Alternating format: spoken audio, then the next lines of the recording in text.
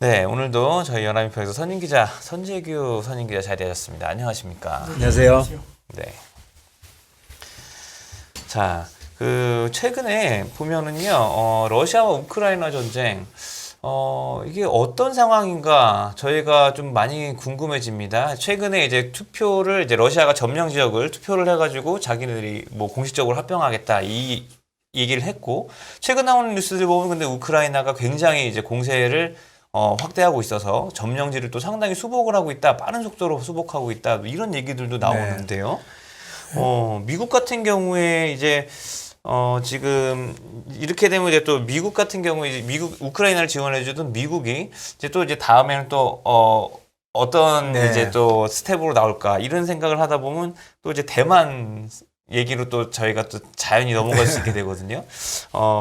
대만 같은 경우에는 미국이 무기를 우크라이나처럼 또 이렇게 막 지원을 많이 해줄 것 같다, 이런 얘기들도 나오는 것 같고요. 오늘 새벽에 그 일부 외신이 전한 거는 그 중국 지도부가 이제 곧 당대회하고 이제 시진핑 4년 세 번째 연임이 이제 거의 뭐 기정사실화 된 상태인데, 그래서 2027년쯤 대만을 침공할 수 있도록 준비를 하라고 뭐 군부에 지시를 내렸다, 뭐 그런 확인 안 되는 보도까지 나오는 거고. 27년이요? 네, 2027년. 이건 뭐 연도까지 정해가지고 이런 물론 이제 그건 뭐 미확인 보도입니다. 이런 가운데 27년이면 4연임을 노리는 건가요? 네. 네. 어쨌든 이거 뉴욕 타임스 보도가 있는데요. 그 미국이 이제 여기 그 대비를 하는데, 그 중국이 대만을 침공할 경우에 이제 우방이 지원하려면은 조금 시간이 걸리니까, 그리고 이제 최근에 펠로시 대만 방문 이후에 중국이 이제 대대적인 군사 작전을 이렇게 훈련을 했는데, 큰 그 틀이 대만을 전반적으로 둘러싸고 했거든요. 그래서 이제 봉쇄 그 작전을 이제 봉쇄를 시험한 것 같다는 관측이 많았는데, 그래서 그런 그 봉쇄 상황에서 초기 공격을 버텨낼 수 있도록 하는 무기를 대량 비축하는 방안을 지금 추진을 한다는 게 뉴욕타임스 보도입니다. 그래서 그 대만 정부하고 미국 방산업계한테 이런 걸 보면 그 어떤 그 대형 화기보다는 이동성이 좋은 그 소형 화기 같은 거를 좀 대량 비축하도록 그렇게 권고를 한다는 겁니다. 그게 지금 그렇게 해야지 이제 미국이나 그 우방이 개입할 때까지 좀 시간이 걸리기 때문에. 굉장히 구체적이네요. 이제. 네, 그래서 그동안에 대만이 버틸 수 있도록 하려는 거라는 게 뉴욕타임스의 분석입니다. 굉장히 전술적이고 굉장히 구체적이네요, 이제요. 네. 지금 보면은 뭐 바이든 행정부가 지난달에도 그렇죠. 대만의 그 하푼 지대함 미사일 60기 포함해서 우리 돈으로 1조 한 5천억 원어치 정도의 무기를 공급해서 이제 6번째 무기 판매 계획을 승인을 했는데요. 지금 아시다시피 바이든 대통령은 지난달에도 대만 독립을 지지하지 않는다고 하면서도 만약에 중국이 대규모로 대만을 공격할 경우는 미국이 대만을 방어할 거다, 이런 식으로 해서 이제 자꾸 뭐 백악관에서 뭐 아니다 뭐 이런 식으로 얘기했는데, 어쨌든지 그동안의 미국 대통령들은 전략적인 모호성을 취해왔는데 그거하고 확실히 좀 다르다는 겁니다. 중국도 뭐 지금 뭐 여기 대해서 뭐 계속 발끈하고 있습니다. 왕이 외교부장이 지난달 아시아 소사이어티에서 연설하면서 미국이 뭐 말로는 대만 독립을 지지하지 않는다고 하면서도 자꾸 이런 식의 이렇게 꼼수를 쓰는 거는 이건 용납 못한다. 상당히 불편한 심기를 드러냈습니다. 네, 그렇겠네요. 그런데 여기 그 지원한다고 뭐 10억 불을 뭐 65억 불 이렇게 하잖아요. 네. 이거는 공짜로 주는 건가요? 글쎄 그게 무기를 파는 건가요? 앞으로 4년 동안 뭐 65억 달러의 안보 지원을 제공하고 그 대만을 이제 우리나라 같은 그 주요 비나토 동맹으로 인정하는 그 법안, 이게 대만 정책 법안이라는 게 지금 입법 추진되고 있지 않습니까? 세상에 공짜가 어디 있습니까? 뭐 지원을 하겠지만 그 다음에 뭔가 엄청난 반대급부가 있겠죠. 뭐 대만하고 뭐 반도체 문제도 있고 뭐 여러 가지가 있고, 특히 그러니까 이제 무기 자체는 일단 지원이니까 공짜는 공짜네요. 우크라이나처럼. 글쎄요, 그 지원이 공짜인지 어떤지 모르겠지만 저는 아니, 저는 항상 지원이라 그래서 저거 공짜로 주는 건지 우리나라한테 공짜로 준 적 한 번도 없잖아요. 그래서 그래서 대만만 공짜로 주나 해서. 사실 이게 뭐 거기에 대한 영수증이 아니라 또 다른 그 우회 청구가 아니 물론 있겠죠. 그렇지만 여기에서는 이제 또 미국 방산업계 쪽에서는 그 소통들 얘기는 그 좀 이렇게 지속적인 어떤 그런 그 공급 기반이 돼야지 우리가 무슨 뭐 무기를 좀 더 뭐 그 생산 체계를 갖추거나 하지, 또 그런 식으로 그러니까 뭐 건져주니까 뭐 고무신까지 내놓으라는 식의 그런 그 얘기를 하는데, 저는 미국 방산업계만 요새 아주 시체마다 녹아납니다. 예, 뭐 제가 생각한 것으로 이렇게 간단하진 않을 것 같습니다. 네. 이 우크라이나 얘기를 좀 다시 좀 굉장히 상황이 복잡해지고 있나요? 네, 우크라이나 뭐 지금 뭐 상황은 다들 아실 거고 네. 주민 투표 뭐 해서 뭐 네. 합병 일단 그 푸틴이 승인했고요. 네. 그다음에 뭐 서방에서는 뭐 그건 뭐 인정 안 한다고 했고. 예, 뭐 자기 마음대로 뭐 그렇죠. 하는 거죠, 사실. 그런 상태인데 지금 이제 이 바람에 곡물 수출 문제가 조금 좀 뒤로 밀렸는데 이게 지금 그 기억하시겠지 모르지만 11월까지 한시적으로 지금 네. 합의가 된 6개월간 합의가 예, 된 예. 거거든요. 그러니까 이제 11월에 끝나는데 그동안의 분위기는 자동적으로 연장될 거라는 쪽이었는데 네. 지금 이제 최근 우크라이나 전세가 좀 바뀌고 막 푸틴이 좀 화가 많이 나 있어서 과연 이게 그렇게 자동 연장이 될 거냐 이런 네. 그 의구심들이 있는데 우크라이나 대통령 비서실장 그 보좌관이 그저께 블룸버그하고 회견을 했는데 우리는 그 이렇게 수출 연장을 원하는데 협상이 만만치가 않다. 지금 아시다시피 튀르키예하고 유엔이 끼어가지고 이제 러시아하고 그 우크라이나는 이제 직접 대면은 협상을 네. 아니고 이제 간접 협상을 해왔는데 쉽지가 않은 모양입니다. 일단 블룸버그가 유엔 데이터를 집계를 해보니까 지난 8월 초부터 이제 흑해 항구에서 네. 이제 우크라이나 곡물이 나가기 시작했는데 그동안에 한 600만 톤 정도가 네, 그거 뭐 잘 된다고 하시잖아요. 네, 예. 나간 모양입니다. 그런데 지금 이게 이렇게 이제 좀 전세도 그렇고 좀 8월 초하고 지금 또 우크라이나 상황이 많이 달라졌죠. 예, 예. 그런데 지금 이 보좌관 얘기는요, 또 그 우크라이나 군이 지금 뭐 승승장구를 하고 있어서 피점령지 탈환이 순조롭고 이 추세면 전쟁이 몇 년 아니고 몇 달 안에도 끝날 수 있다. 또 이렇게 해서 또 그런 내용을 또 저 슬금을 긁었습니다. 여기다가 네. 서방이 무기를 더 많이 주면은 더 빨리 끝낼 수도 있을 거다. 그런 얘기를 했습니다. 과연 네. 글쎄요. 걱정되냅니다. 네, 사실 이게 뭐 저희도 전에 뭐 햇님과 이 구름인가요? 예. 이거 그 얘기 들어보면 사실 그렇지 않아요. 강대 강으로 가면 누군가 하나 네. 부러져야 되는데. 그렇죠. 걱정됩니다. 예, 진짜. 그런 부분에서 사실 이제 주변국들이 이제 많이 우려를 하는 것이고 네. 물론 이제 우크라이나 입장에서는 이제 침략을 당한 입장에서는 어떻게든지 영토 다 찾고 싶겠지만요.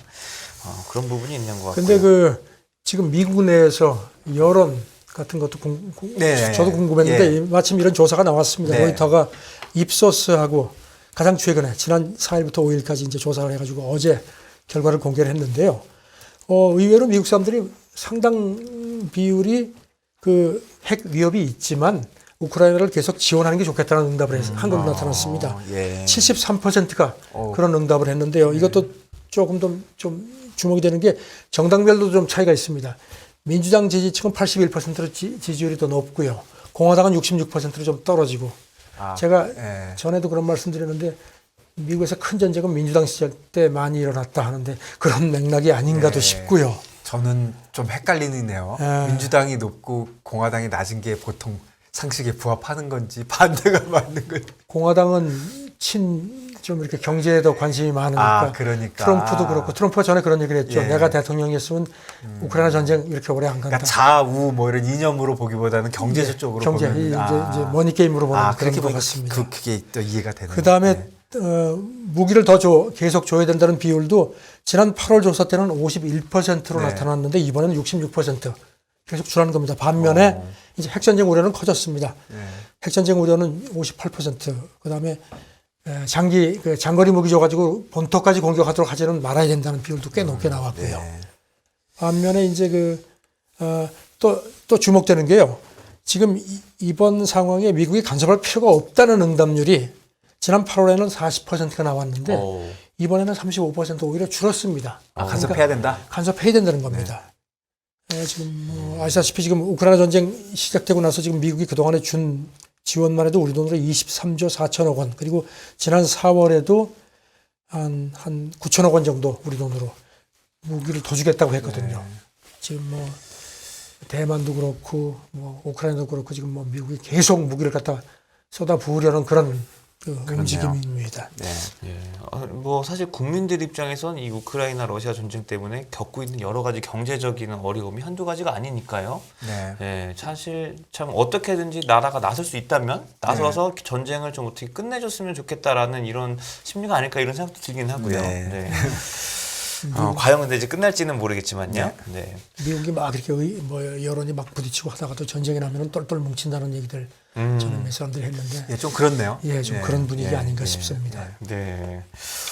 자, 저희가 이제 오늘은 또 영국 얘기를 한번 또 짚고 짚고 가봐야 될 것 같습니다. 요즘에 이제 영국이 이제 지난번에 감세한 얘기 나온 이후로 금융시장에 굉장히 좀 충격을 줬고 그 이후로도 영국 금융시장 계속 주시하고 있거든요.